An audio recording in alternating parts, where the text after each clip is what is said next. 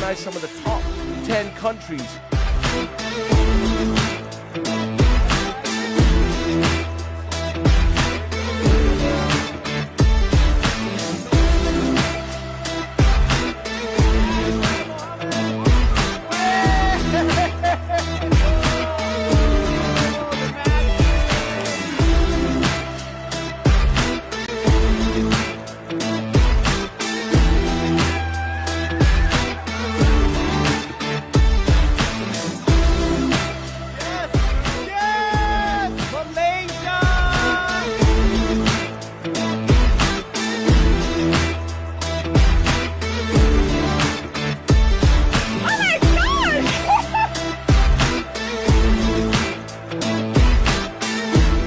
$1,415,000.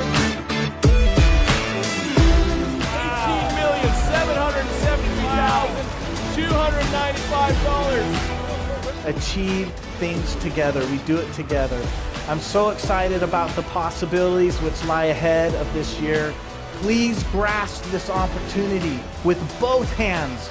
This has the possibility to be our best year ever, but it will take passion and perseverance from us all. And I promise we bring that to you.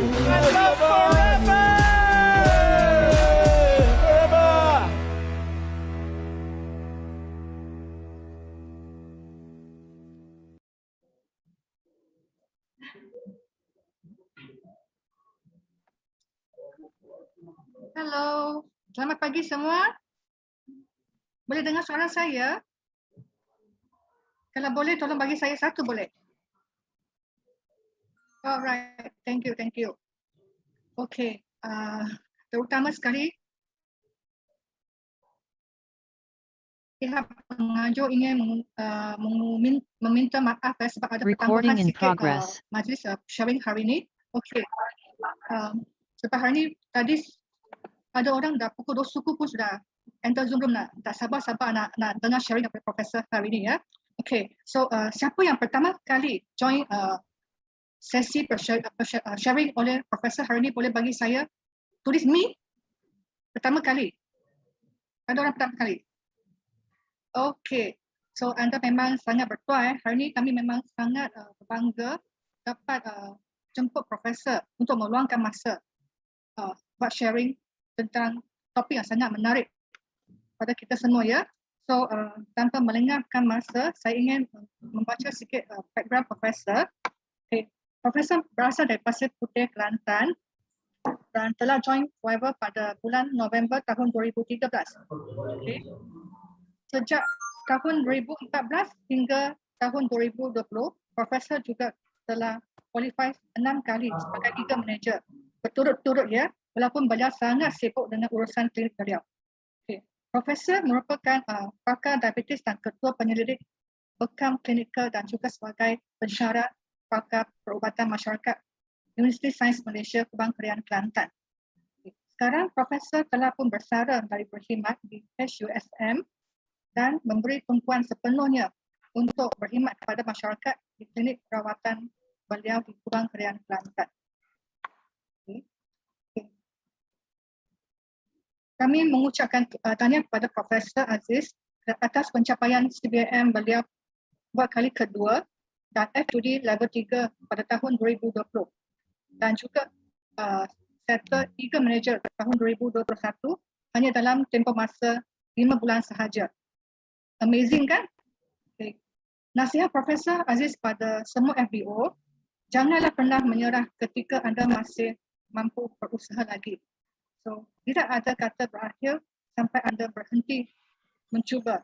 Ambil risiko, bermimpi lebih besar dan berharap besar. Okey, sekarang dengan tepukan yang meriah sekali, kita gunakan 933 tag dekat chat room untuk jemput speaker kita hari ini, Profesor Aziz.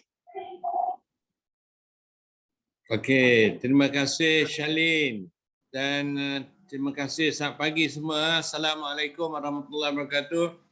Alhamdulillah Rabbil Alamin wassalatu wassalam ala asyrafil anbiya wal mursalin wa ala alihi wa sahbihi ajma'in. Alhamdulillah kita boleh berjumpa. Clear tak suara-suara saya? Kalau clear tulis 1 sana. Okey ya, okey. Jadi alhamdulillah pada hari ini kita bercakap tentang tajuk yang berbeza lah daripada yang selalu kita cakap. Ya, kita cakap tentang jom elak dialisis. Mengapa elak dialisis? Sebab semakin hari semakin ramai orang yang kena dialisis. Jadi itulah untuk itu saya nak kemukakan tajuk ni supaya kita sedar bahawa walaupun dalam keadaan kita sekarang ni menghadapi wabak ataupun kita menghadapi pandemik coronavirus ataupun COVID-19, tetapi pada masa yang sama orang yang mengidap kencing manis, orang yang mengidap buah pinggang pun meningkat. Jadi untuk itulah saya nak supaya tuan-tuan dan puan-puan sedar bahawa setiap tahun 2,300 rakyat Malaysia ni dikesan mengidap kegagalan buah pinggang rosak. Buah pinggang rosaklah.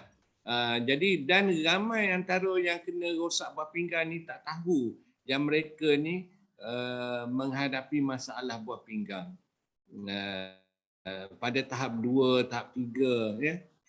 Buah pinggang yang sihat ni dia menjalankan semua fungsi pembuangan toksin, cecair berlebihan dalam itu adalah fungsi buah pinggang.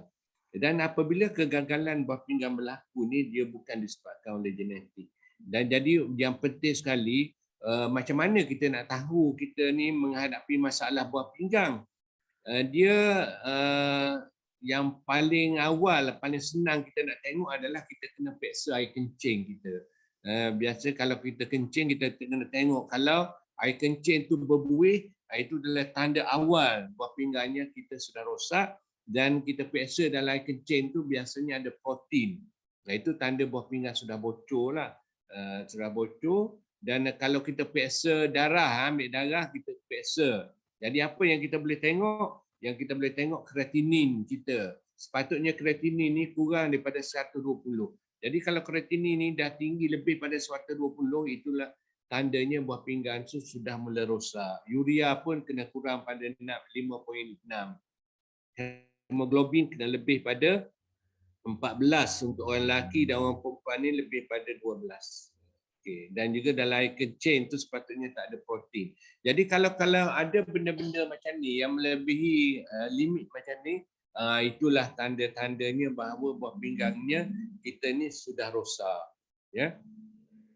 Apa dia fungsi buah pinggang?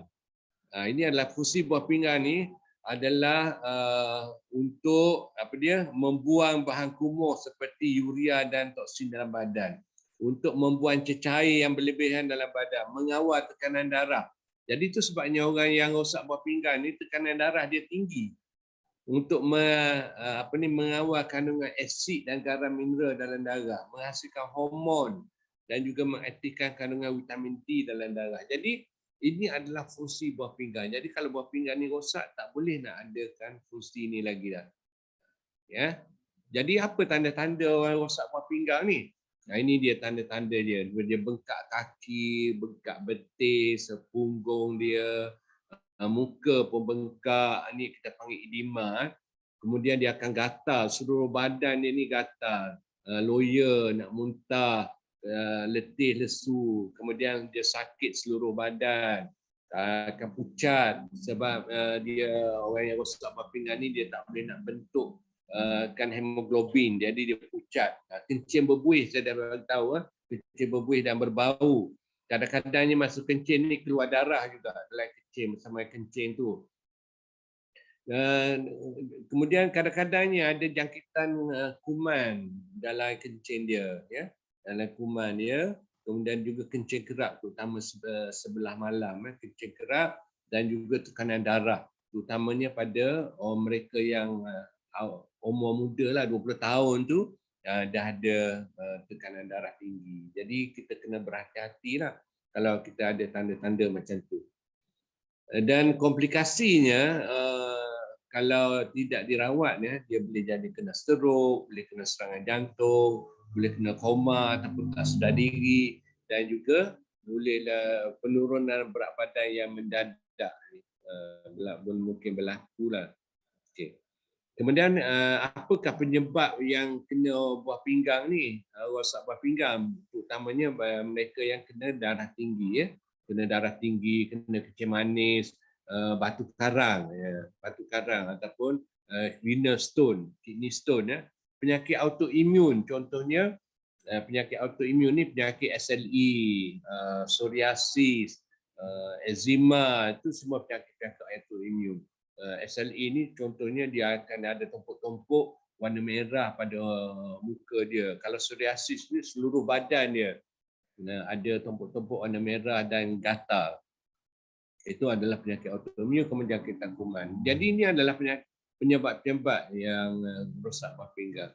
Individu yang berisiko kena kerosakan kegagalan buah pinggang ni biasanya terjadi pada individu yang berumur 45 ke atas.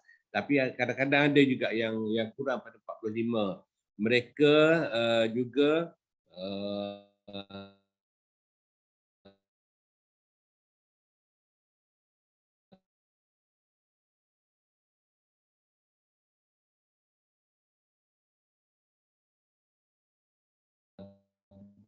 tekanan darah tinggi yang tak terkontrol, 10 je dia biasa kalau sebelum makan tengok lebih pada 10. Itu memang senang kenalah.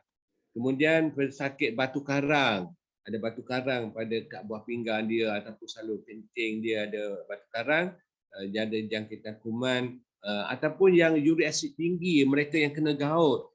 Ni pun penting juga nak kena, dan penyakit SLE saya sebutkan tadi, SLE, eczema, rheumatoid arthritis, psoriasis, ini penyakit tu. Bahaya ke tidak orang kalau orang yang kena rosak buah pinggang ni tak dirawat? Memang bahayalah. Kenapa?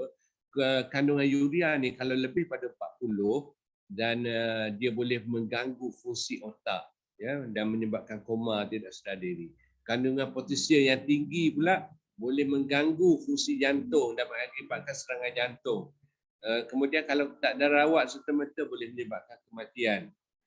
Penurunan berat badan yang mendadak, sakit akan kering kulit dia dan juga akan gatal. Kemudian dia akan letihlah, keletihan. Jadi apabila kita berdepan dengan orang yang buah pinggang ni, apa yang kita nak buat adalah ini matlamat kita bila kita nak rawat dia. Jadi orang yang kalau katalah tuan-tuan dan puan-puan ni dah ada mengalami kerosakan buah pinggang di peringkat awal, tak kira lah tahap berapa pun, yang pentingnya ini matlamat dia. Kreatinin kena kurang pada 115, urea kena kurang pada 6.5, GFR ni atau GFR ni glomerular filtration rate kena lebih pada 90. Kemudian urine protein dia dalam kencing dia ni sepatutnya tak ada protein langsung, patutnya negatif, dan hemoglobin kena lebih pada 13 bagi orang lelaki dan juga 12 bagi orang perempuan. Jadi ini adalah matlamat apabila kita merawat seseorang ataupun kalau kita ada mengalami kerosakan buah pinggang, ataupun kalau mak kita ada kerosakan buah pinggang ataupun ibu ataupun bapa kita ada kerosakan buah pinggang, kita akan pastikan supaya ininya tidak terlalu tinggi. Mana 5 matlamat ni dapat kita capai, ya. Okey. Dan untuk kita tahu tahap kerosakan buah pinggang dia ni, inilah dia kerosakan buah pinggang. Kalau pada tahap 1 ni GFR ni lebih pada 90, tahap 2 ni GFR dia antara 60 hingga 89, kita panggil tahap 2.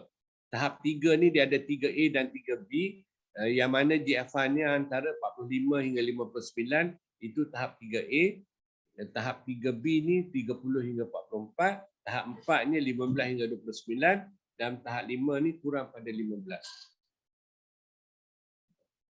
Jadi apabila begitu kita tengok tahap ini. Jadi apabila kita tahu bahawa kita ni ada tahap 1, kedua, ketiganya, jadi kita kena mula merawatlah, ya. Kita mula merawat. Jadi macam mana caranya kita nak rawat? Kalau kita tahu bahawa kita ni dah ada kerosakan buah pinggang, jadi macam mana cara nak rawat dia? Yang pertama sekali adalah kena elak daripada pengambilan protein haiwan. Ya. Jadi kena jadi vegetarian lah. Kena makan sayur, buah sekali. Jadi dia ini pun sebenarnya bergantung pada tahap berapa. Kalau tahap 1, 2, 3 ni kita masih lagi boleh mengambil ikan. Tetapi tak boleh nak ambil lah. Daging tak boleh, ayam tak boleh. Tetapi kalau dah tahap 4, tahap 5, ikan pun tak boleh. Jadi semua daripada haiwan tu tak boleh. Daging tak boleh, ayam tak boleh, ikan tak boleh, telur tak boleh, ikan bilis tak boleh, ikan kering. Semua jenis asalkan dia ni berasal daripada haiwan memang tak boleh. Kemudian dia kena tukar daripada karbohidrat ringkas, daripada pengambilan karbohidrat ni dia kena tukar daripada tu kena pengambilan barley, barley. Jadi breakfast pun kena ambil barley, daripada tepung barley boleh buat pancake. Tengah hari pun dia buat daripada barley yang direbus. Jadi kalau kita ni tak boleh ambil barley ataupun kalau kita dah rasa boring sangatlah makan barley terlalu lama, jadi ada pilihan lain lah, iaitu mengambil beras perang ataupun daripada beras perang itu beras bario, black rice. Itu pun boleh juga. Yang ketiganya kena buat bekam dan juga buat sauna lah, TCP dan juga sauna. Kemudian kena buat detox. Cukup penting sangat detox ni bagi mereka yang menghadapi masalah buah pinggang ni, kena buat detox. Kenapa? Kerana apabila detox ni barulah toksin-toksin dalam tubuh ni boleh keluar. Jadi selain daripada itu, kalaulah kita tak boleh nak buat detox ataupun yang terbaik lagi kita buat selain daripada detox tu, kita panggil coffee enema. Keterseri itu ubat lah. Kemudian kena ada senaman, mesti ada senaman. Senaman sama ada breathing exercise ataupun senaman pernafasan ataupun kita buat swinging ataupun ayunan. Kemudian kena berpuasa, kena makan beberapa buah. Ataupun buah-buah pun kita kena perhatikan. Ada jenis buah-buah yang kita tak boleh ambil. Contohnya buah, ada 5 jenis buah yang tak boleh nak ambil. Saya akan tunjukkan nanti, iaitu buah apa? Buah tembikai tak boleh. Tembikai, kemudian tak boleh ambil juga nenas, tembikai, nenas, pisang, anggur dan mempelam. Jadi itu ada 5 buah, dan musim durian pun tak boleh. Kemudian kena perlu ambil herba dan juga madu, dan kita kena kurangkan pemakanan. Jadi kena 2 hidangan je setiap hari. Jadi secara terperincinya ini adalah bekam. Bekam ni adalah cukup penting sekali. Kerana dengan bekam ni kita boleh mengeluarkan toksin, mengeluarkan urea dan kreatinin yang ada dalam badan kita tu boleh keluarkan. Jadi memang kena buat, dan dia ni kena buat kerap lah. Kalau dia tahap 4, tahap 5 kena buat setiap 2 kali seminggu. Kalau tahap 3 ni sekali seminggu. Kalau tahap 2 setiap 2 minggu, dan tahap 1 ni sebulan sekali ataupun yang normal. Jadi itu adalah kekerapan bekam. Jadi ramai orang tanya, katakanlah dia ni tak boleh nak ambil protein haiwan. Jadi daripada mana sumber protein yang dia nak ambil? Ini adalah sumber protein yang boleh diambil, iaitu daripada pelbagai jenis veggie ataupun protein tumbuhan.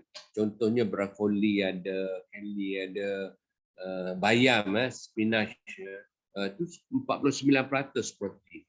Cauliflower ataupun bunga kubis pun bagus 40. Mushroom boleh, parsley boleh, cucumber ataupun timun boleh, green pepper. Jadi banyak sebenarnya sumber protein alternatif selain daripada sumber protein daripada haiwan tadi. Jadi kita kena ambillah protein daripada ini. Cuma yang ni tak boleh lah, yang bawah ni, iaitu daging ni tak boleh, ayam tak boleh, telur tak boleh, ikan tak boleh. Kalau dia dah tahap 4, tahap 5, ikan pun tak boleh. Jadi dia kena vegetarian.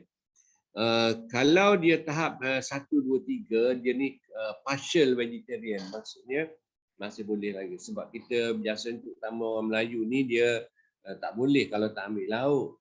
Jadi nak juga lauk. Jadi tetapi saya rasa kalau masyarakat lain, masyarakat India ke masyarakat Cina ke, dia dah biasa dengan vegetarian ni, dia pelik lah. Jadi tetapi masyarakat Melayu ni kalau tak ada lauk memang pelik lah. Jadi kadang-kadang dia menjadi tak ada selera makan sebab tak ada lauk. Jadi tetapi itulah hakikatnya. Kita kena terima bahawa apabila buah pinggang sudah rosak, kita tak boleh lagi dah nak ambil protein haiwan tadi dan kita kena bergantung kepada protein daripada sayur-sayuran. Ya. Dan Bali, mengapakah kita penting sangat ambil dengan Bali? Sebab Bali ni adalah sebab glycemic index dia memang rendah, 27 saja. Serat dia tinggi dan juga vitamin dengan mineral dia tinggi. Jadi selain daripada itu, inilah yang bekam. Maksud kita kan kena bekam. Ada poin-poin tertentu lah.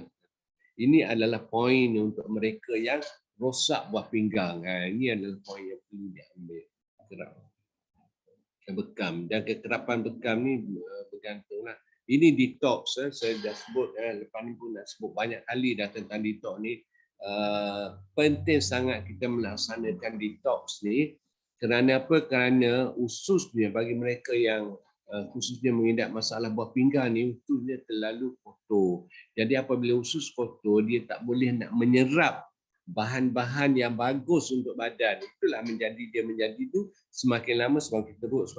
Kenapa? Kerana dia tak mampu lagi dah untuk menampung bahan-bahan toksin tadi yang ada dalam badan. Jadi macam mana pun dia kena melaksanakan detox untuk mengeluarkan toksin. Dan selain daripada itu, kalau kita detox usus tadi, kalau kita sudah melaksanakan detox, jadi barulah usus kita ni mampu untuk menyedut ataupun mampu untuk menyerap bahan-bahan yang berkhasiat, vitamin, mineral yang terbaik untuk badan kita. Yang jadi masalahnya pada hari ini ialah disebabkan usus ni terlalu kotor. Jadi apa pun makanan yang kita makan, dia tidak menyerap dengan baik. Itu sebabnya kita tak dapat melihat kesan daripada kebaikan bahan-bahan suplemen, vitamin yang kita ambil tadi. Jadi kadang-kadang kita sia-sia lah, kita ambil benda itu mahal tetapi kita tidak melakukan detox terlebih dahulu. Jadi bila kita tak buat detox terlebih dahulu, jadi penyerapan bahan-bahan itu tak berlaku dengan dalam keadaan yang baik. Okay. Detox ni penting sangatlah. Kemudian bersenam, berpuasa juga memang terbaiklah kalau kita boleh berpuasa. Kerana apabila kita berpuasa ni kita mengurangkan bebanan kepada pada buah pinggang kita tadi. Kerana buah pinggang dalam keadaan sakit ni dia perlu masa rehat untuk dia benar-benar pulih. Jadi berpuasa ni salah satu cara lah. Kerana apa? Buah pinggang ni selagi ada makanan di dalam sistem, selagi itulah dia kena bekerja. Jadi kita tujuannya nak suruh dia ni berehat. Okey ya. Berpuasa memang penting sangat. Inilah yang buah-buah yang saya sebutkan tadi. Ada beberapa jenis buahan yang tidak sesuai untuk kita makan. Jadi orang tanya, pasal apa buah-buahan tersebut tak boleh nak dimakan? Ini disebabkan oleh glycemic index-nya tinggi.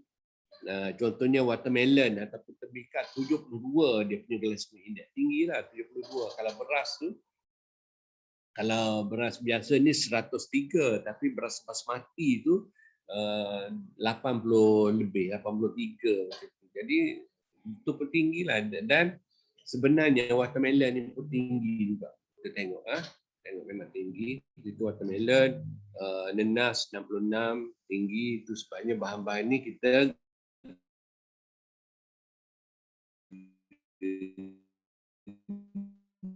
digalakkan supaya tidak dalam bahan glycemic index tinggi. Dan pentingnya penggunaan bahan-bahan asli tadi.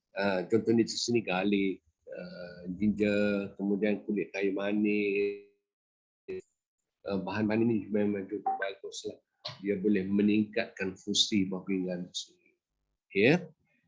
Dan ada 3 kumpulan makanan yang mana orang yang mengidap buah pinggang ni tak boleh ambil. Ya, yang pertama sekali kumpulan makanan yang tinggi kandungan fosfat dia. Contohnya adalah oat ataupun roti sama ada roti wholemeal ataupun roti yang biasa punya, itu tak sesuai. Roti kerana apa? Kerana dia menggunakan serbuk penaik untuk itu. Jadi ni konflik pun tak boleh. Ni kemudian susu, semua jenis susu tak boleh. Susu, minuman Milo, yang ini adalah coconut juice, atau bukan juice ni, santan tak boleh. Kacang-kacang, semua jenis kacang ni tak sesuai. Itu. Kemudian yang ini yang tinggi potasium. Contohnya adalah minuman Milo contohnya. Ini Milo, minuman dalam tin, tak sesuai sama dengan minuman ni berbagai jenis dalam tin. Ini adalah kekacang, semua jenis kacang, ya. Dan kelapa muda ke kelapa tua ke semua tak boleh. Santan tak boleh. Sayur-sayur hijau ni sebab tinggi potasium, dan kita tahu bahawa potasium ni dia larut dalam air. Jadi macam mana cara kita nak makan ni, kita kena rendam dahulu sayur-sayur hijau ni dalam air, terutamanya gair yang mengandungi garam Himalaya, kerana dia boleh menyebabkan potasium ni larut dalam air. Jadi benda ni boleh makan, ya. Dia menyebabkan potasium tak tinggi. Kemudian dari segi sayur-sayuran, ubi, semua jenis ubi keledek ke, ubi sengkuang ke, semua tu tak sesuai untuk diberi pada mereka yang mengidap asam manis dan mengidap sakit buah pinggang. Kemudian kita kena kawal pengambilan sodium atau bahan-bahan yang masin, contohnya sos, semua jenis sos, sos kicap, sos soya, iaitu seperti kicap, kemudian sos cili, sos tomato, kicap, budu, semua barang-barang makanan dalam tin tak boleh, kerana tinggi Ajinomoto. Jadi orang akan tanya, adakah bukti-bukti bahawa pengubatan ini adalah berkesan, ya, untuk merawat orang yang ada masalah buah pinggang tadi. Jadi jawapannya memang boleh. Ini saya nak kongsikan dengan tuan-tuan dan puan-puan. Ini kes yang pertama dia ni. Ini dia kes yang pertama. Jadi kakak ni sebenarnya mengidap, bukan saja mengidap buah pinggang, tetapi juga mengidap masalah SLE, ya, SLE, penyakit lupus. Jadi SLE ni rupa dia seperti yang saya kata di awal tadi lah, dia ni merah ni, merah macam ni, bukan ni tumpuk-tumpuk, dia macam salah nama lain yang untuk SLE kita panggil butterfly rash, kan, tumpuk. Dia macam butterfly merah sini. Dan dia ni dah teruk sangat, bukan lagi merah tetapi hitam dah muka dia. Hitam, seluruh muka dia dah besar, bukan lagi butterfly rash. Jadi blackish muka dia, hitam, dan urea dia pun tinggi lah pada masa tu. Urea dia boleh naik sampai, tengok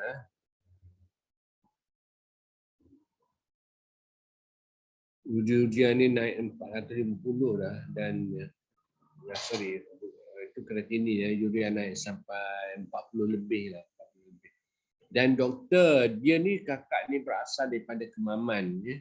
Kemaman, dia jumpa doktor di Kemaman, doktor di Kemaman bagi tahu ini sudah rosak buah pinggang, dah tak ada cara untuk pulih, dah perlu buat dialisis. Itu yang dia bagi tahu pada dia.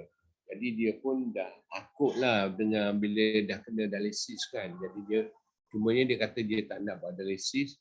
Sebenarnya kalau boleh ikhtiar, dia akan ikhtiar lagi. Jadi dipendekkan cerita, daripada Kemaman dia pergi ke Kuantan, jumpa doktor di Kuantan, sama juga jawapan dia. Doktor di Kuantan kata memang tak ada cara lain, kena buat dialisis. Dia tak puas hati lagi, akhirnya dia pergi ke Kuala Lumpur, jumpa doktor pakar di sana, di UMMC, Muslim Melayu Medical Center, jumpa dengan doktor pakar di sana, dan doktor pakar pun cakap macam tu juga. tak ada cara boleh pulih buah pinggang ni, tambah-tambah lagi sebab SLE. Tapi dia nekat untuk menunjukkan bahawa ada cara. Jadi dia datang jumpa saya dan memanglah saya memang bagi tahu, memang daripada dulu saya kata memang kita boleh buat. Dan alhamdulillah selepas beberapa lama dia berada di sini dengan ambil rawatan di sini, kita dapati urea dia turun, kreatinin dia turun pada tahap normal. You imagine orang yang sudah ada 400 lebih dia punya kreatinin, urea pun dah 30 lebih, tiba-tiba dia turun. Dia ambil masa lama lah, lebih kurang 2 tahun sebenarnya, ambil masa untuk pulih fungsi buah pinggang. Jadi ini satu bukti yang bahawa walaupun tahap SLE, walaupun disebabkan SLE, walaupun yang rosak buah pinggang ni dah rosak teruk sehingga kena buat dialisis, tetapi masih ada cara lagi dia berubat dengan saya. Alhamdulillah, Allah SWT banyak membantu dan dia pun dikuatkan semangat untuk mengikut semua program-program dan dapati dia punya SLE telah hilang dan juga buah pinggang pun pulih kepada nilai normal. Dan bukan dia seorang sajalah. Kita tengok lagi seorang lagi seorang. Yang ni ni umur muda lagi. Ini muda lagi dan kita dapati dia pun buat macam tu jugalah. Dapati dah normal. Dia penyakit autoimun juga normal. Saya tunjuk autoimun ni kerana apa? Kerana biasa orang kata autoimun ni memang tak ada harapan untuk pulih. Jadi kita telah bukti 2 orang dah. Dan selepas pada tu ramai lagi yang lain yang sempat kita capture 2 orang ni. Ini pada tahap 5. Tahap 5. Okey, jadi sekarang ni apakah yang contribute kepada peningkatan fungsi buah pinggang balik? Jadi inilah yang penting, cukup penting sekali untuk kita tahu bahawa rupanya ada cara. Jadi itulah yang pertama sekali kita kena ada sistem untuk detox usus kita, untuk bersihkan usus. Jadi ini bergantung pada paras elektrolit dalam badan. Kerana apa? Kerana kalau kita nak detox menggunakan aloe vera dia bagus, tetapi kerana dengan sorbitol ni kena perhatikanlah supaya kita tidak menjadi kesan sampingan nanti. Kemudian di dalam komponen dia panggil nutrition, kita orang yang buah pinggang yang pentingnya kita bila kita tak bagi ambil lauk, tak bagi daging, tak bagi ayam, cuma ikan saja kalau dia tu masih boleh, dan kita dapati dia akan kekurangan tenaga disebabkan oleh selalunya makan sampai 2 pinggan. Jadi ini dah tak boleh makan. Jadi dia akan kekurangan tenaga di situ. Tapi apa yang kita boleh buat adalah kita menggunakan bahan-bahan yang orang panggil dia complete nutrition. Contohnya adalah madu, bee pollen, propolis. Itulah komponen-komponen. Selain daripada itu, kita boleh bagi dia pengambilan takaran light. Takaran light ini bagi tenaga protein yang segera kerana dia bukan sumber protein daripada haiwan tetapi sumber protein daripada bijirin. Kemudian komponen yang kedua adalah untuk meningkatkan imun sistem dan juga untuk meningkatkan tekanan darah. Dia bagi RTC atau minyak zaitun campur dengan minyak ikan. Ya. Jadi ini adalah approach kita. Jadi walaupun tuan-tuan dan puan-puan doktor bagi tahu buah pinggang sedang rosak, tak ada harapan kecuali kena buat dialisis.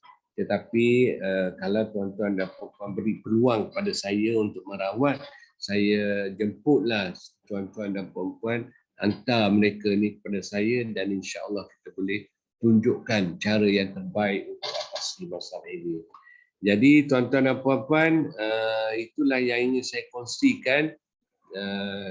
Tajuk pada hari ini iaitu jom elak dialisis. Jadi kesimpulannya saya nak bagi tahu bahawa walaupun doktor sudah bagi tahu buah pinggang rosak perlu buat dialisis, ataupun perlu cuti, bersedia dan sebagainya, pada masa itu sebenarnya kita kena betul-betul bertindak, ya, betul-betul ambil tindakan yang drastik, yang agresif sehingga kita boleh pulih kembali. Mengapa saya begitu yakin? Kerana kita faham dari segi fungsi bawah pinggang itu dan kita faham macam mana kita nak elakkan faktor-faktor risiko ini berlaku. Jadi Shalin, itu yang saya nak kongsikan dengan tuan-tuan dan puan-puan pada petang ini.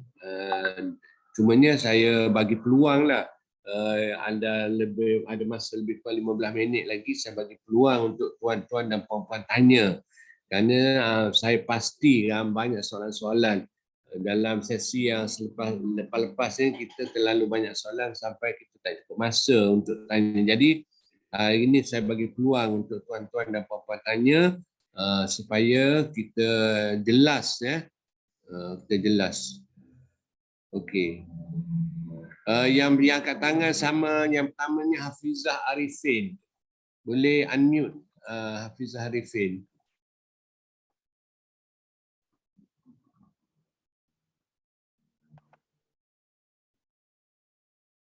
Nama apa, Prof?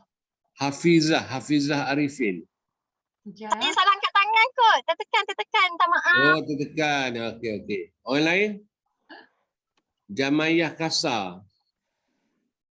Ini nak tanya ke salah juga? Ada soalan. Ni Jamayah. Okey. Silakan. Okey, Assalamualaikum Prof. Waalaikumsalam. Okey, saya itu hari saya ada tanya dah dengan Prof tentang SLE dan CKD tahap 5 yang macam mana nak menghadapi krisis wabak kan. So sekarang ni saya nak tanya sebab saya sendiri adalah SLE dan juga CKD tahap 5. Kalau ikutkan doktor dah suruh saya buat dialisis. Tapi saya tak nak dialisis lagi. Saya kalau boleh nak ikhtiar lagi. So boleh tak saya nak dapatkan pandangan Prof apa yang perlu saya buat sekarang ni? Sekarang saya dah hampir sebulan saya gunakan produk Forever. Cumanya saya nak lebih detail lagi Prof tentang pemakanan juga. Okey ya. Jamayah Kasar . Okey, ini yang gambar yang saya tunjuk dalam slide ni, nampak tak yang ni?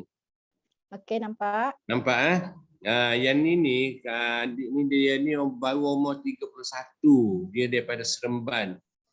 Dia ni tahap 5 juga. Tahap 5 dan dia kata dia memang bila dia datang jumpa saya memang letih sangat, dan bila dia datang tu dia kata dia dah tak tahan dah. Sebab apa? Sebab tiap kali pergi jumpa doktor sebab dialisis. Tiap kali doktor sebab dialisis. Jadi dia langkah yang pertama sekali, saya dah tunjukkan tadi kan, langkah yang pertama ialah kena elakkan protein haiwan. Itu yang pertama. Jadi maksudnya apa? Daging tak boleh, ayam tak boleh, ikan tak boleh, ikan bilis tak boleh. Semua jenis protein haiwan tu tak boleh. Jadi kena menjadi betul-betul orang panggil jadi vegetarian ya. Jadi itu yang pertama. Kemudian selain daripada itu kena nasi pun nak kena tukar daripada beras biasa tu kan, kena tukar kepada makan bali. Bergilir lah. Kalau tak boleh, tak larat nak makan bali setiap hari, bali ni boleh digilirkan dengan beras perang ataupun beras bario. Ya. Dan air pun kena sikit lah. Air ni jumlah air dalam 750 ml sahaja. Semua jenis campur-campur dah tu. Jadi itu kemudian kena pastikan hemoglobin ni cukup. Hemoglobin ni kandungan darah kita. Darah hemoglobin ni kena lebih pada 10. Kenapa? Kerana kita nak buat bekam. Jadi untuk SLE ni yang penting sekali kena jaga makan.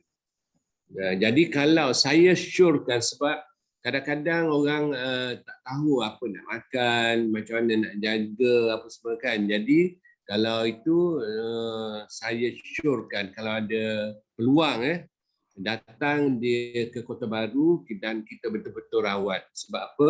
Sebab bila dah tahap 5 ni memang kritikal lah. Kalau kita lambat ambil tindakan, urea ni semakin naik, kreatinin juga semakin naik. Boleh saya tahu Jamaiyah ni dia punya urea berapa, kreatinin berapa? Kreatinin sebelum ni 400 lebih, Prof. 400. Urea doktor tak bagi tahu, sebab itu hari saya minta report darah. Doktor tak bagi, dia cuma bacakan tentang kreatin je. Kreatin 400. Okey. Jadi kalau kreatinin 400 lebih ni saya panggil yakinlah insya-Allah kita dapat buat sesuatu dalam masa yang singkat ini untuk memulihkan keadaan buah pinggang tu. Jadi kalau 400 lebih ni memang orang panggil insya-Allah tidak sukar untuk dia turun. Kalau ikut apa yang saya buat biasanya dalam masa sebulan, kalau ikut betul-betul ikut jaga makan dalam masa sebulan, dia boleh turun kepada separuh, pada 200 lebih. Macam darah. Jadi itulah, jadi saya kalau saya rasa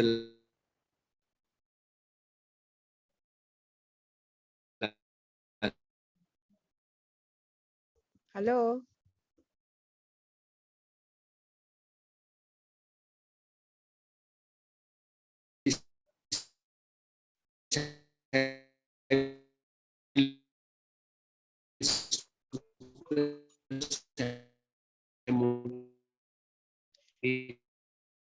Tak dengar lah, Prof.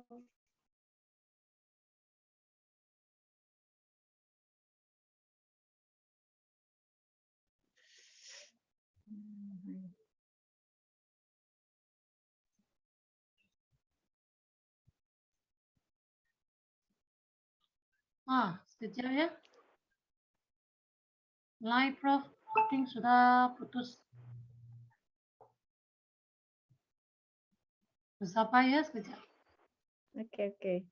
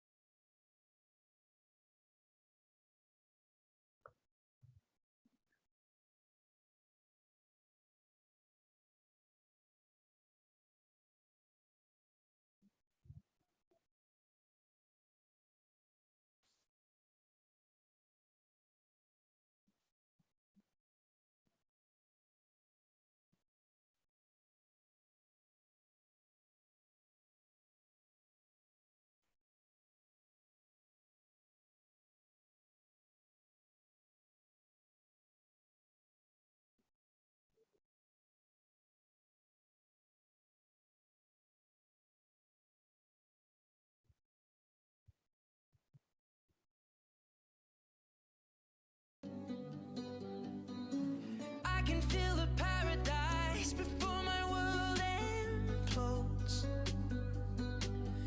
And tonight had something wonderful. My bad habits lead to late nights, sitting alone, conversations with a stranger I barely know, swearing this will be the last, but it probably won't. I got nothing left to lose or use, or do my bad habits lead to white eyes staring into space? And I know I lose control of the things that I say. Yeah, I was looking for a way out, now I can't escape.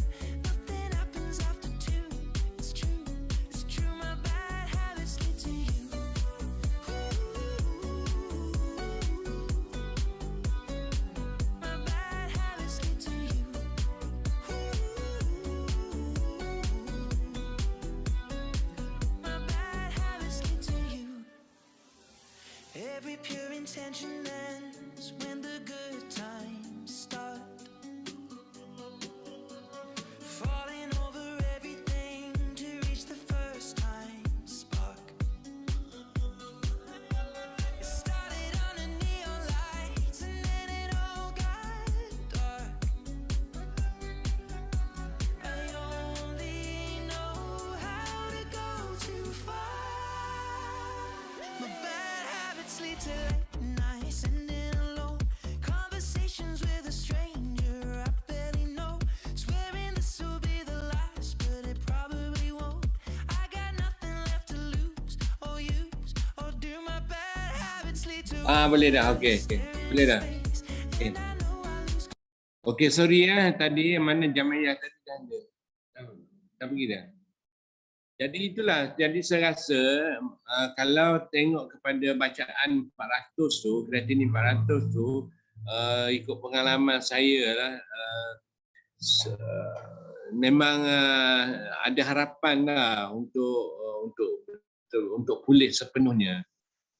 Jadi saya rasa kalau boleh ikhtiar untuk datang ke sini lah, kalau tak lama pun sekejap pun supaya kita boleh atur sebenarnya apa cara. Ya. Unmute dulu.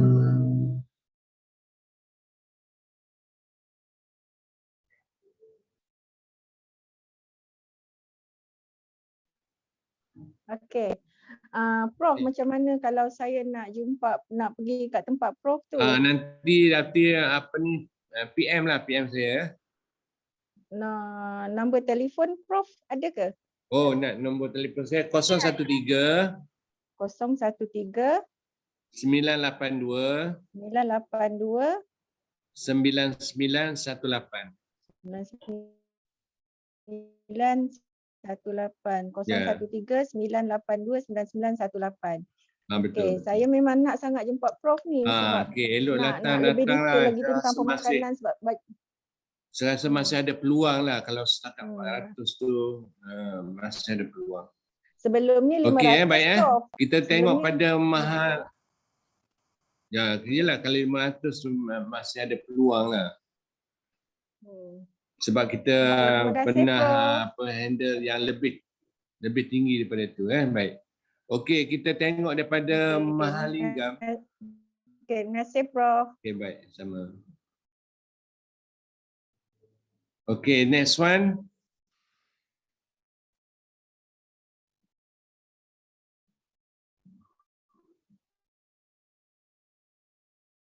Sekejap ya, saya unmute dia. Sekejap.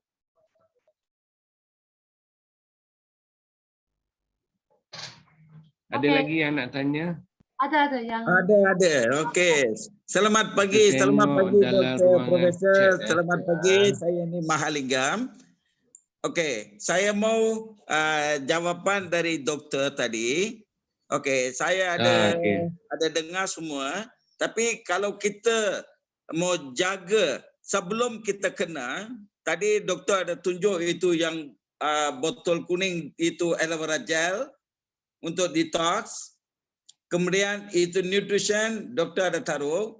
Kemudian sebelah sini, kiri ya, ada benda-benda macam pomestin, ada yang apa tu. Bolehkah doktor pamerkan itu, boleh sebut dia punya nama-nama, apa benda yang kita boleh makan sebelum kita kawal kita punya buah pinggang. Nasihat doktor.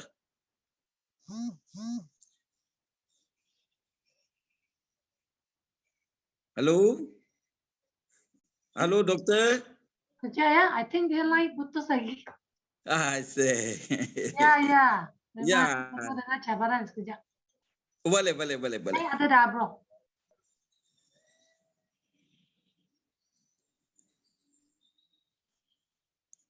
Ya, Prof. Unmute. Okey Okey, ni Mahalingam, cuba ulang sekali lagi apa soalannya? Yang sebelum kita boleh dah dengar kan? Sebelum orangnya kena, misalnya sebelum orangnya kena penyakit buah pinggang, tadi doktor ada pesan tentang dengan detox, itu yang aloe vera gel.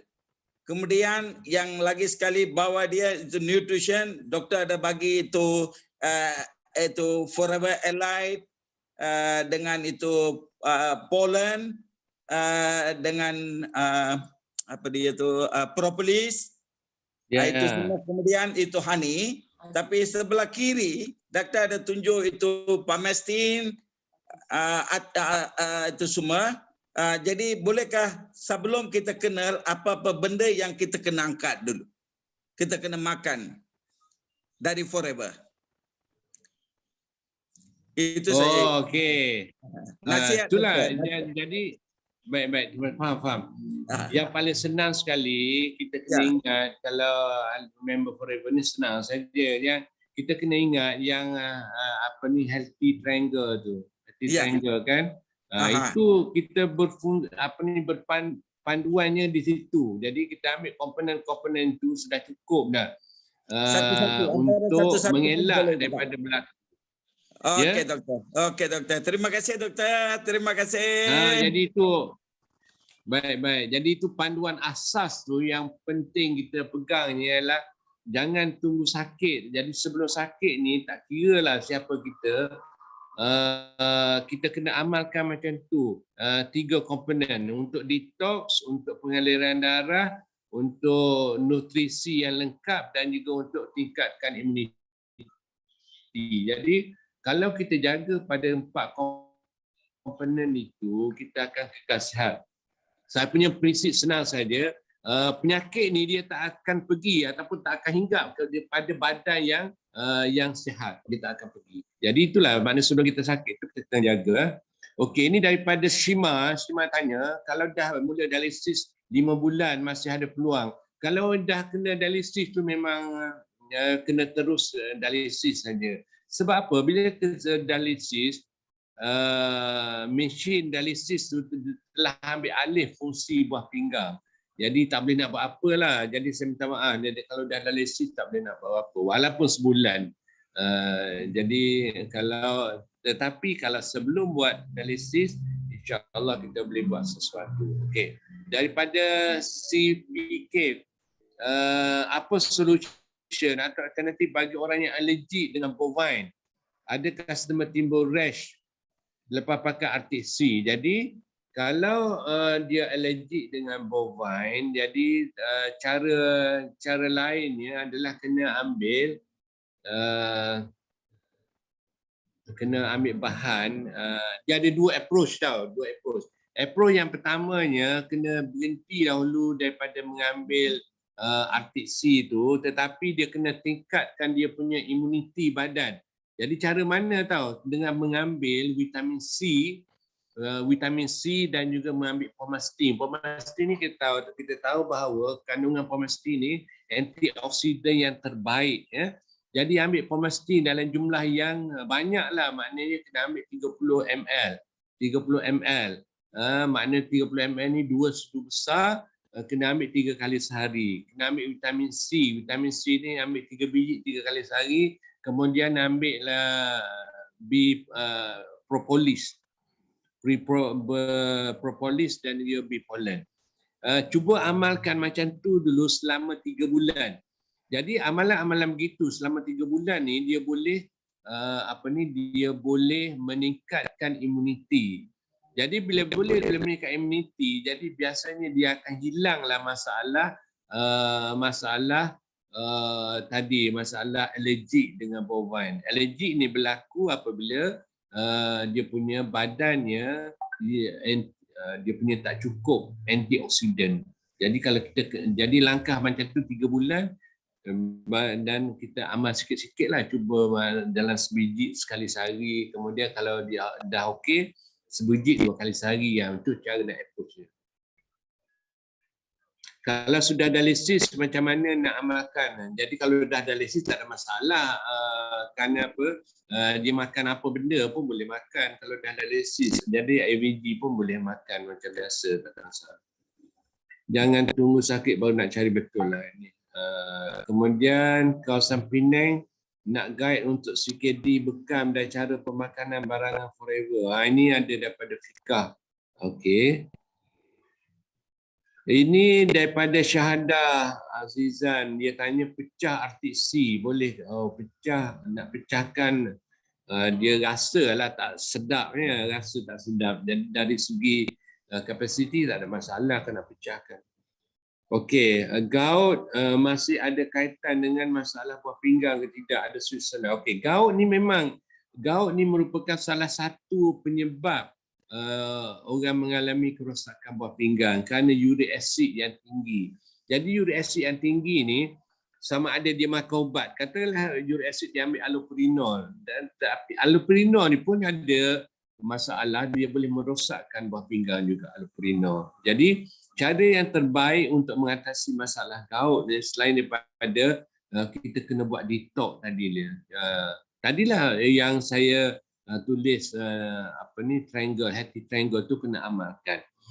Dan yang paling cepat sekali adalah untuk orang gout ni adalah dia kena buat bekam. Kerana bekam ni dia boleh mengeluarkan uric acid yang berlebihan tu dalam masa yang cepat. Jadi kena buat bekam ni seboleh-bolehnya setiap bulan. Kalau tak boleh setiap bulan pun kena boleh lebih kerap lagi, setiap 2 minggu buat bekam, 2 minggu buat bekam. Jadi dengan buat macam tu dia boleh menurunkan uric acid tadi dan boleh menghilangkan masalah gout tadi. Okey.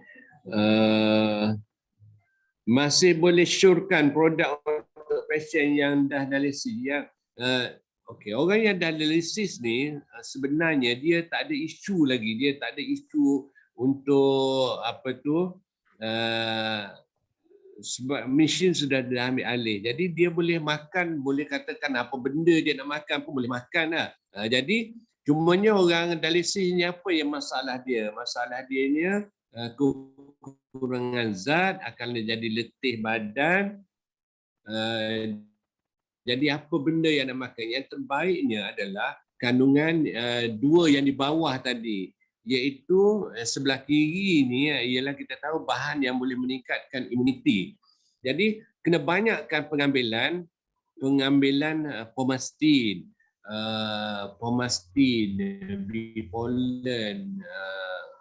bipolen, propolis dan juga vitamin C. Kemudian yang sebelah kanan tu untuk makanan seimbang. Jadi seimbangnya antara light berpanjangan pada dia, antara light. Kemudian dia kena ambil madu, honey. Bee honey tu kena ambil sekurang-kurangnya kena ambil sekali sehari, 15 ml satu besar kena ambil. Dan juga kalau ambil dua tu pun sudah cukup dah. Kemudian kena ambil lah juga artik C. Okey, yang tadi dah sebut dah masih boleh syorkan produk untuk dialisis. Autoimun yang steroid boleh ambil aloe vera, adakah yang menyebabkan? Okey. Tengku Farah tanya untuk orang yang mengidap autoimun yang ambil steroid. Sebenarnya steroid ni dia kalau orang autoimun yang terbaiknya kena tak ambil steroid. Saya biasanya kalau orang penyakit autoimun kalau dia berhajat untuk baik untuk sembuh, saya akan berhentikan steroid dia dan kita bagi sepenuhnya bahan-bahan yang boleh meningkatkan imuniti dia. Jadi apa benda yang boleh meningkatkan imuniti? Yang terbaiknya pomastin lah. Pomastin tu kena ambil, artik C kena ambil, artik C memang kena ambil lah, tetapi absorbency kena ambil, kemudian kena ambil juga ultralight.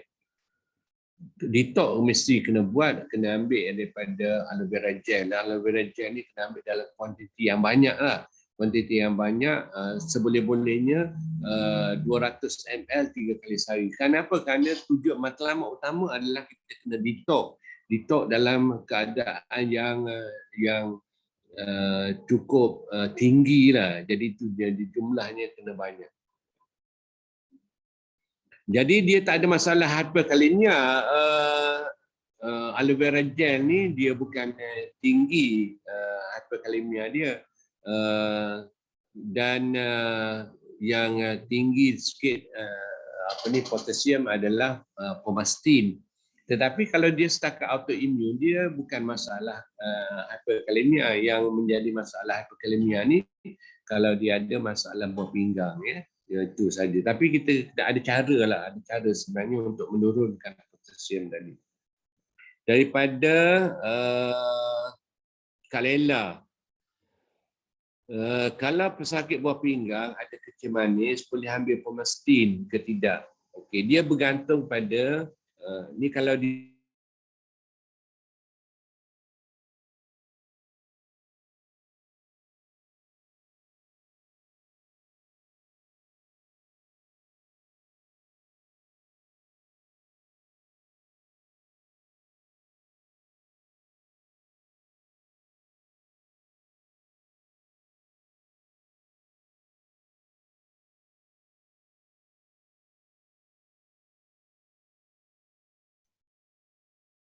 Sharing? Prof, okay ya, Prof? I think like dia terputus lagi. I think nanti kalau Prof masuk semula, mungkin dalam 5 minit lagi 3 soalan kita kena end kan kita punya sharing pada petang ni lah. Sekejap ya.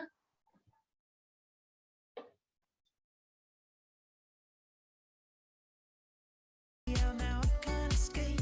Nothing happens after 2. It's true, my bad habits lead to you.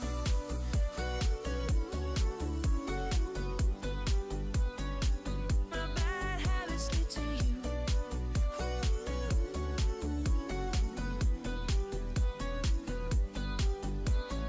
We took the long way round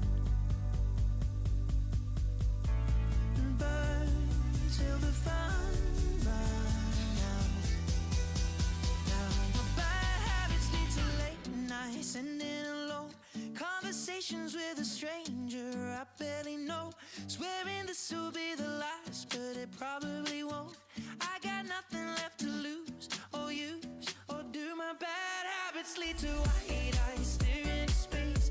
And I know I lose control of the things that I say. Yeah, I was looking for a way out, now I can't escape.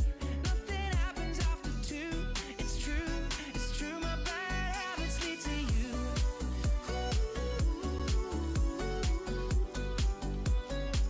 My bad habits lead to you.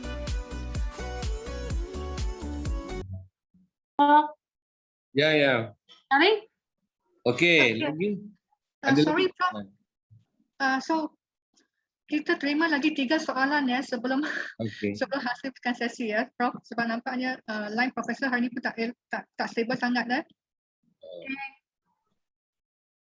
Okey, ini lagi satu daripada Syamsul Anwar. Saya memang disah pengidap Crohn disease yang kronik. Cuba ambil aloe vera gel, absorbency sebelum ni, tapi saya jadi perdarahan.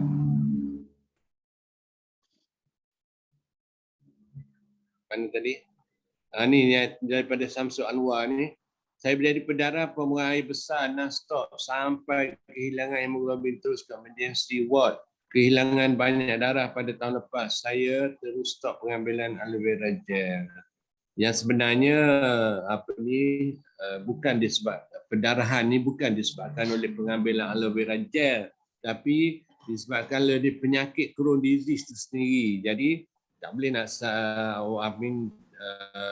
ini bukannya disebabkan aloe vera gel, bahkan aloe vera gel ni sebenarnya boleh membantu. Cumanya dia tak cukup dengan pengambilan aloe vera gel sajalah, sebab kita tahu bahawa masalah Crohn disease ni masalah yang kronik.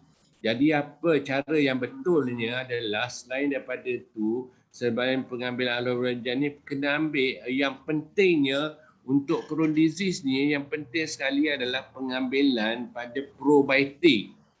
Dia dalam produk Forever dia ada yang probiotik tadi. Jadi kalau pengambilan probiotik ini dalam kuantiti yang betul, masalah ini akan lama kelamaan akan boleh berhenti Crohn disease. Saya pernah merawat masalah Crohn disease. Kalau ikut dalam rawatan perubatan Crohn disease ini kan pesakit kronik tak boleh nak baik. Jadi cara yang terbaiknya adalah untuk Crohn disease ni adalah kena tingkatkan imuniti dan kena bagi probiotik. Jadi kalau kita tak bagi probiotik, kalau kita ambil setakat aloe vera gel saja, inilah masalahnya, dia akan berterusan, akan berlaku perdarahan dan sebagainya. Jadi probiotik ni cukup penting sekali. Jadi kena ambil dalam kuantiti yang banyak lah. Jadi biasanya kalau macam saya bagi untuk probiotik yang dalam sachet tu, kena ambil dua sachet 3 kali sehari. Maksudnya dalam sehari probiotik kena ambil 6 sachet sehari. Jadi dan pada masa yang sama kena ambil pomastin. Ya. Selain pada pomastin tu kena ambil juga bipolen, propolis dan juga honey. Jadi ini boleh mengatasi masalah Crohn disease tadi. Dan kalau dia buat macam ni, barulah perdarahan tu akan berhenti. Dan memanglah kalau perdarahan banyak macam tu memang perlu ambil tambah darah kan. Tetapi untuk berhenti perdarahan tadi kena gunakan probiotik. Ini yang cukup penting sekali, guna probiotik. Ini daripada Nur Azila. Ada 3 soalan. Soalan pertama, customer saya ada keloid dan dia ada masalah kulit di mana kulitnya akan timbul, urat disebab gatal-gatal. Adakah sebab sebelum past few year dia pernah kena kencing kotor? Apa solusi terbaik? Okey. Keloid ni sebenarnya bukan masalah, tak ada kena-mengena dengan kencing kotor tadi. Dia masalahnya masalah kolagen dia. Jadi keloid ni jadi dia tak ada kena-mengena dengan itulah. Okey. Jadi ini boleh teruskan ambil lah. Peach ke, vitamin C, propolis, aloe jelly, lama kelamaan dia akan boleh hilang lah. Ini pomastin lah, pomastin tak ambil ni kan. RTC, propolis, aloe jelly, propolis kering, avogadrosu. Kena ambil pomastin untuk dia. Soalan kedua, satu video di mana advice untuk pesakit COVID untuk kostum pomastin, propolis dan madu. Boleh sukatan. Okey. Pomastin ni paling kurangnya kena ambil 30 ml. 30 ml 2 kali sehari ataupun 3 kali sehari. Propolis dalam kuantiti yang banyak. Propolis kena ambil 5 biji 2 kali sehari, dan madu ni cuma sekali sehari dah cukup dah. Okey 2 soalan. Crohn disease. Itulah, jadi saya rasa itu sajalah yang soalan-soalan yang ada kat sini. Yang terakhirnya daripada Nur Azilah ni, apa produk terbaik untuk IgA nefropati? Nefropati, masalah nefropati ni masalah buah pinggang juga. Dia panggil berlaku ini, dia panggil jenis-jenis penyakit autoimun juga. Jadi semua penyakit-penyakit autoimun ni cara approach dia ialah sama. Yang pertama sekali nak kena ada detox, ya, nak kena ada detox. Kemudian yang keduanya kita kena tingkatkan imuniti dia, ya. Imuniti dia kena tingkat. Jadi macam mana nak tingkatkan imuniti? Adalah dengan cara yang terbaiknya adalah kena ambil bahan-bahan yang kat base tu sebelah kiri yang kita tahu kan, pomastin, bipolen, propolis, dan juga kena ambil semua bahan-bahan yang berasaskan plant based protein. Jadi dia tak boleh nak ambil lah animal based protein. Jadi kena sekurang-kurangnya dia kena elak pengambilan daging ke, ayam ke, ikan ke. Jadi tak boleh lah nak makan burger ke, nak makan yang sama-sama macam tu lah. Jadi dia try 3 bulan dahulu. Jadi biasanya kalau kita buat macam tu dalam 3 bulan, kita boleh nampak perubahan dia. Kalau tak boleh juga, bolehlah datang jumpa saya lah, kita buat secara lebih agresif lagi. Okey, saya rasa itu sajalah yang nak saya sampaikan. Ini last sekali ya. Okey, ini daripada Norwati Awang. Saya nak tanya, ada sahabat saya ambil pengganti gula, apa benda, tak tahulah, pengganti gula lah ni untuk manis kan. Dia ada kencing manis, tak bahaya. Jadi yang terbaiknya sebenarnya tak perlu ambil gula sebab bahan-bahan yang sebegini kita tak tahu apa kandungan dia. Saya ambil contoh dulu pada satu ketika dulu orang suka mengambil stevia kan. Stevia sebagai ganti gula. Dan didapati rupanya banyak stevia ni dia dicampur dengan bahan sakarin. Sakarin ni bahan pemanis yang panggil ibu gula lah, sakarin. Dan kita tahu bahawa sakarin ni adalah bahan yang berbahaya, boleh menyebabkan barah. Jadi yang terbaiknya kalau bahan-bahan yang kita tak pasti, yang terbaiknya tak payahlah nak ambil. Ya. Kita guna bahan-bahan asli. Kalau nak manis kan, pesakit saya, kalau nak manis saya tak bagi ambil gula, saya bagi ambil madu saja. Ya, jadi untuk semua keadaan lah, dia nak, katakanlah dia nak air, dia nak manis kan, ambil madu, campur dengan madu. Kalau yang lain-lain, katalah dia guna bali, tepung bali tadi, dia nak supaya dia boleh dia buat pancake. Kalau nak ambil kosong itu mungkin tak ada selera, jadi guna madu lah. Jadi madulah asasnya. Satunya dia punya zat cukup, yang keduanya dia boleh manis. Okey, ini yang terakhir lah, daripada Samsi dan Mak Saad. Ada pesakit dialisis, doktor hospital larang ambil apa-apa. Dia macam ni, doktor, dia tak kira lah dia hospital kat mana ni, doktor dia kena pandai. Kadang-kadang apabila tak pandai, dia memang semua barang dia tak bagi makan. Ya?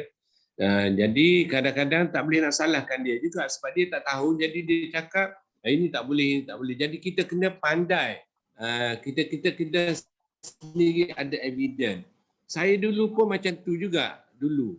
Ni cerita ni 15 tahun dahulu lah. Kan? Jadi saya belajar apa peranan pemakanan ni kepada penyakit. Saya pergi belajar sendiri.